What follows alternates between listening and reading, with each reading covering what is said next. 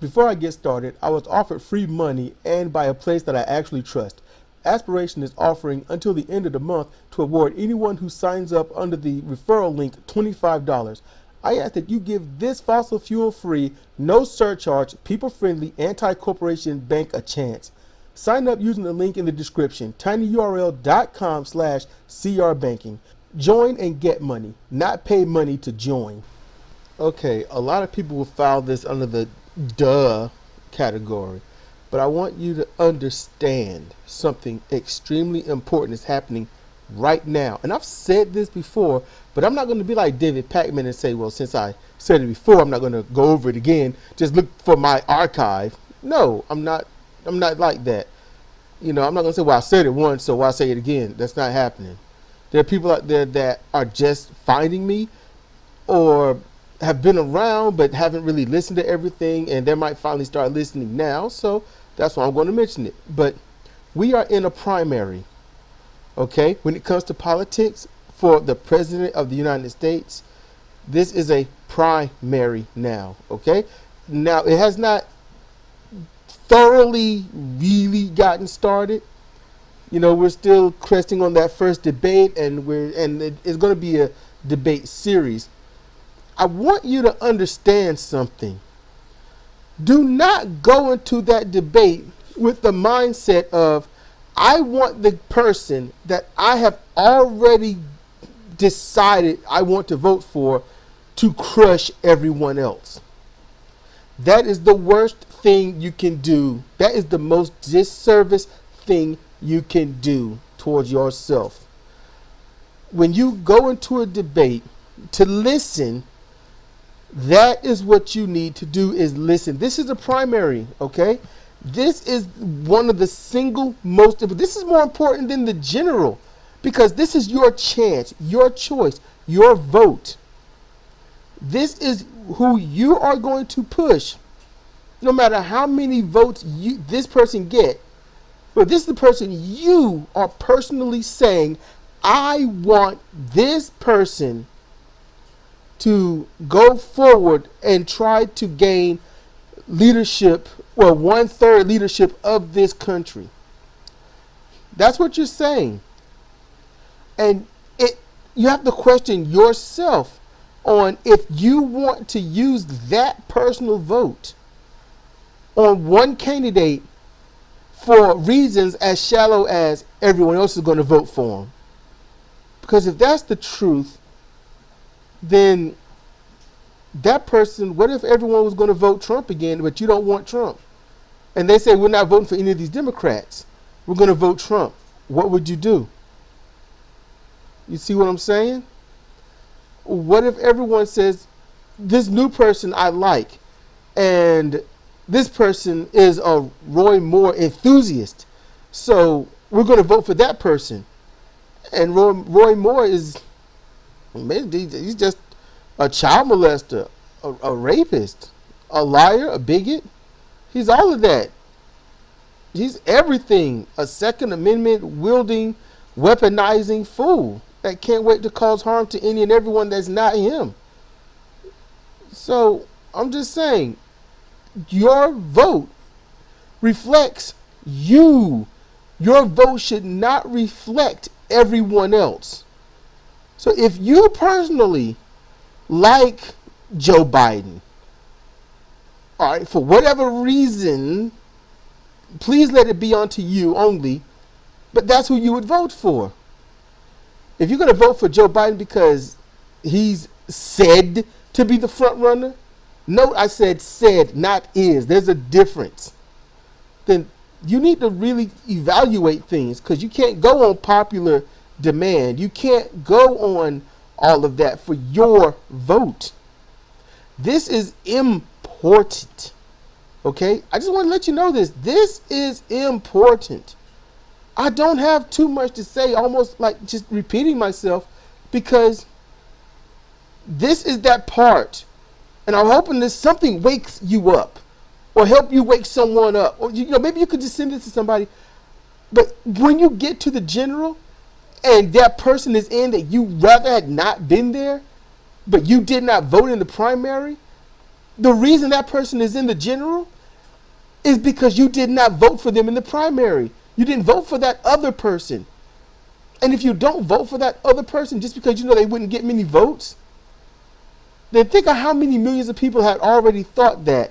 So that person didn't get into the general because everyone believed something that wasn't completely true. Not until after the fact.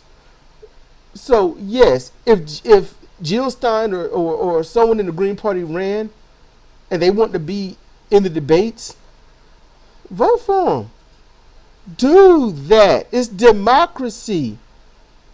Do that. If you know they won't get but maybe 2 or 3% of the vote total, don't say it's not wasting your vote. Wasting your vote is voting for someone that you honestly don't like. Someone that you honestly won't want to push for. So don't push for someone just because everyone else is. I mean, what's the old saying? Well, if everyone else is jumping off of a bridge, would you do it? It's not a bad thing to vote for someone that you like, even if they aren't popular. It's not a bad thing. But just keep this in mind for those that are in that progressive area. You know, just keep this in mind. There is a progressive pledge policy going. And if, let's just in general, if they are not anti-war, if they are not for Medicare for all, if they are not for free college, and if they're not for a living wage, not $15, but a living wage, then they aren't that progressive at all. They just aren't. And if you don't mind if you don't mind the pro-establishment, if you just want the people that are right wing, just with a D next to their name, then go ahead and vote for the most alleged popular one, which would be a Joe Biden. And honestly, I'm going to have to group her in, but Elizabeth Warren. And if you want to know why, you ask that why, then I'll put that down there.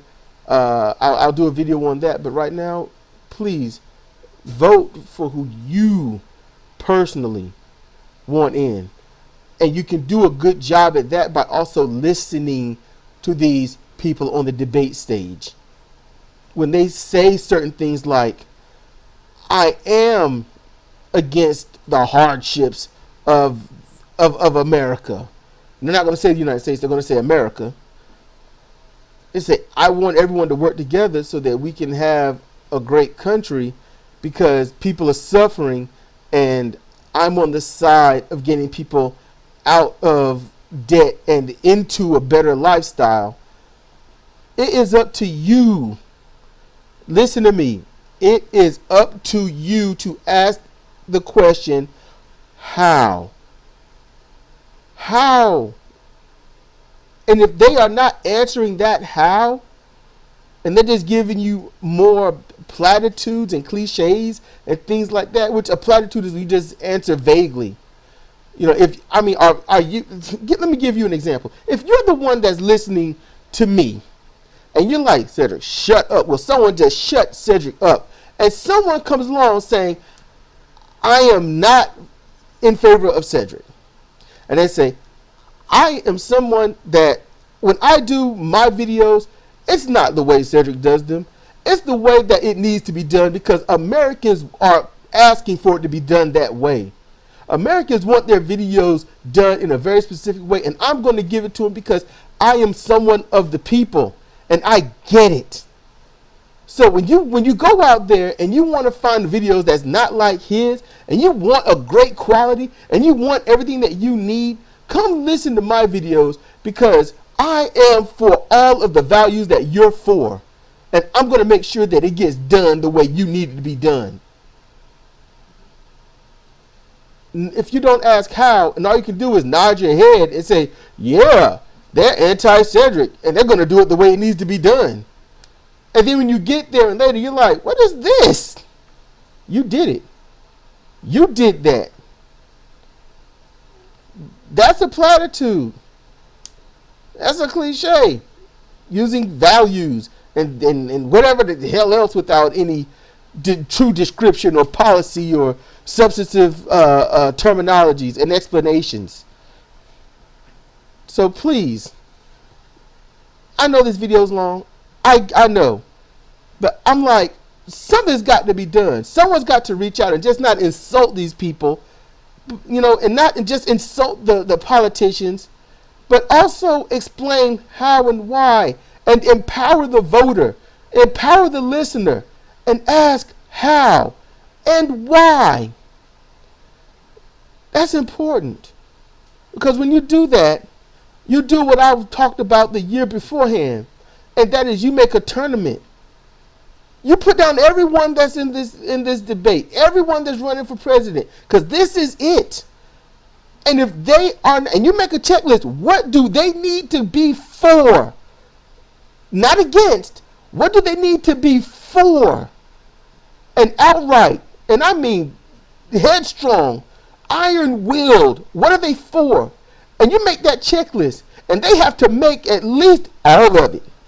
If they can't make all of it, then who makes the most out of it? And who has the track record for it? Because that's the one you need to put your vote for. That's the one you need to back in the general. That's what you need to, that's the one. And if they don't get in, and you voted for them to be in the general, which is the general being that when you're running for president. That's the primary, when everyone's in and you got to write off the bracket who's going to get the most votes to go into the general. You need to see who that is representing you. That's important. And I need, that wake up needs to be here today. I hope this can do it. I'm not going to let this be 12 minutes. So, that's all I got. That's all I got. Please send this to others. Like, share, comment, subscribe. Please. And final last point on the aspiration. Yes, you will need to, when you open the account, you'll need to have a deposit like $25. And it'll just sit there until you use it. And if it goes zero, you know what happens? You don't get charged. That's nice, isn't it? You won't get charged $12 because you couldn't cover it. You won't get charged $32 to $34 because they had to fulfill something for you. No, it just doesn't get used. That's a nice way and a revolutionary way of banking. This is Cedric Kennedy for Comparative Reasoning. Thank you for listening.